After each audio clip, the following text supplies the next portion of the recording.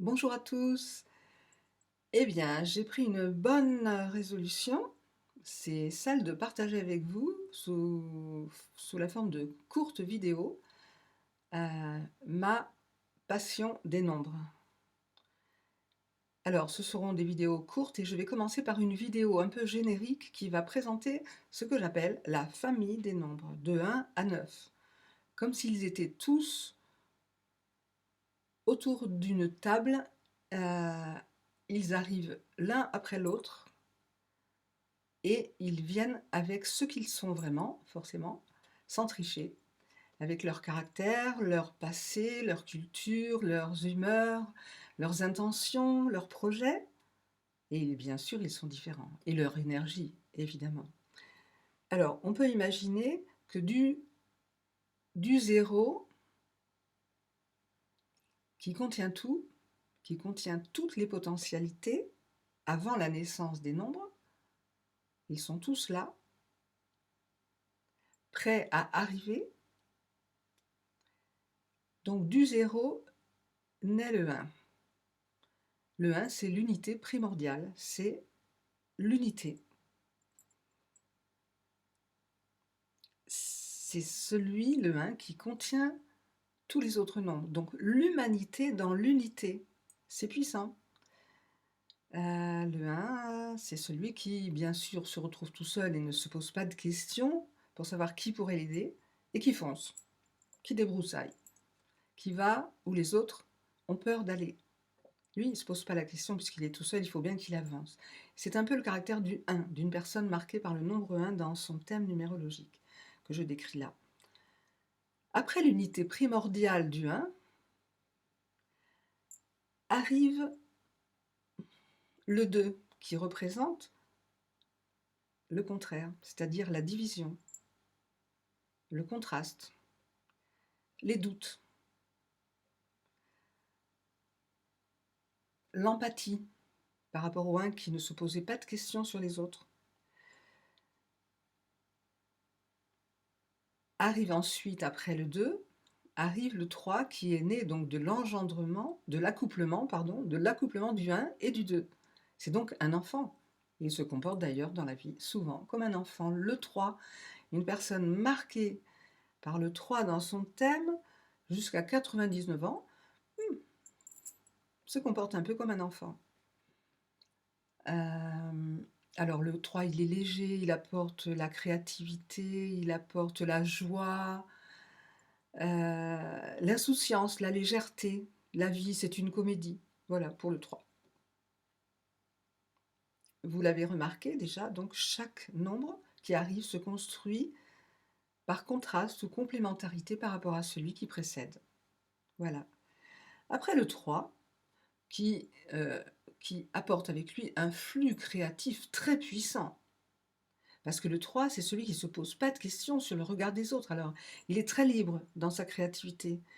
Après la créativité, le flux créatif du 3, donc, arrive le 4, qui, bien sûr, va changer la donne, qui va tout organiser, qui va réorganiser, qui va ranger, qui va stabiliser, qui va sécuriser, qui va apporter quelque chose de pratique et de fonctionnel. Voilà, d'organiser. C'est un très grand organisateur. C'est l'architecte, le constructeur, le 4. C'est pas rien, il fait des fondations solides partout où il passe. Après l'organisation du 4, arrive la rébellion du 5.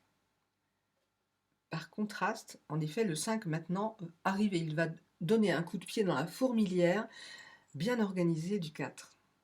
Le 5, c'est la liberté, le besoin d'air pur, le goût des voyages, la facilité pour travailler à l'international. Il a toujours une valise à la main, il est toujours prêt à partir, il s'intéresse à tout. En fait, il apporte l'intérêt pour l'humain aussi, le 5. Donc lui, il a horreur des règles. Il ne faut surtout pas lui imposer une autorité quelconque. Il a horreur des choses établies, des horaires fixes, voilà, et de la routine. Après le 5, qui est donc un aventurier, un voyageur, arrive le 6 et son traditionnalisme affectif. Il remet là un petit peu de stabilité dans les relations, le 6, parce que le 6, c'est l'harmonie et l'amour. Celui euh, qui, qui veut se marier dès qu'il rencontre quelqu'un, qui a envie de créer une famille. C'est du solide, hein, le 6, c'est vraiment du solide.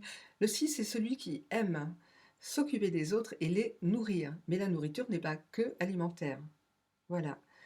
Là, c'est aussi celui qui a envie de reconnaissance, qui a envie de marquer son empreinte dans la société. Voilà. Et qui pourra accéder au fil du temps à des postes importants qui lui permettront d'être reconnu. Voilà, il y a beaucoup d'exemples, mais j'y reviendrai peu à peu en décrivant chaque nombre. Donc après le 6 et son traditionnalisme affectif et sa stabilité, qui apporte le sens de la famille et du social, hein, voilà, arrive le 7.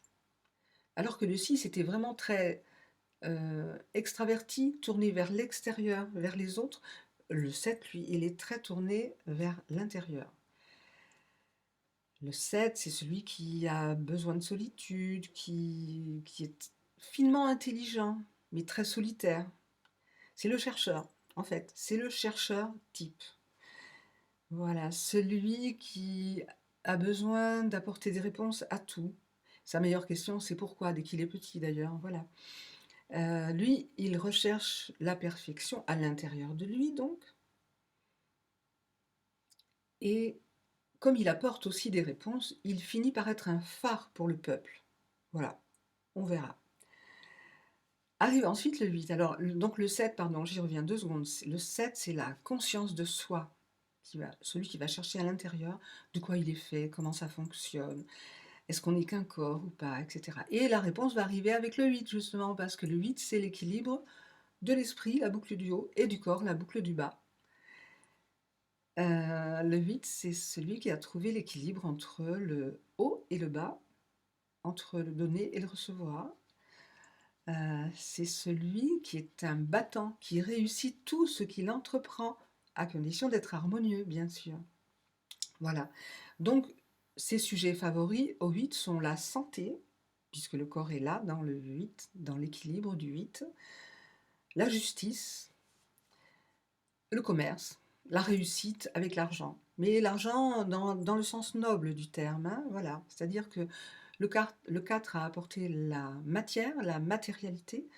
Le 8, lui, va apporter le matérialisme. Il sait prendre une idée, boucle du haut, la mettre en forme, boucle du bas, et la vendre dans Internet. Voilà, pour le 8, sommairement décrit. Et puis arrive le dernier nombre de la famille, c'est le 9. C'est la fin du voyage archétypal, en fait. Et le 9, c'est pas que la fin, c'est aussi le début, parce que le 9 contient toutes les potentialités de développement, de transmutation, de transformation. Voilà. Donc tous sont très très puissants, chacun à sa manière. Eh bien, je termine là pour aujourd'hui. Je continuerai en vous en parlant un par un. Voilà. À très bientôt.